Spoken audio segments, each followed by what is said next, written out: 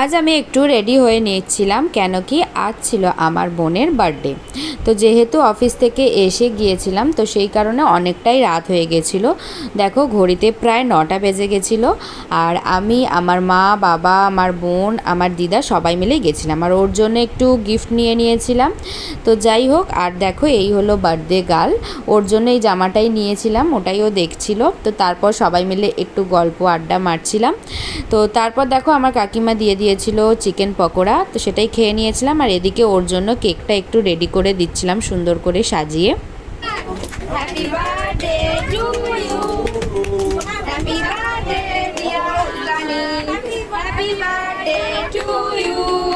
আর তারপর আমিও একটু কেক খেয়ে নিয়েছিলাম। আর ডিনারে ছিল ফ্রায়েড রাইস আর চিকেন কষা। তারপর খাওয়া দাওয়া কমপ্লিট করে চলে এসেছিলাম বাড়িতে। আর যেহেতু অনেকটাই রাত হয়ে গেছিলো, দেখো রাস্তা ছিল পুরো ফাঁকা। তো চলো আজকের মতো এতটুকুই, বাই।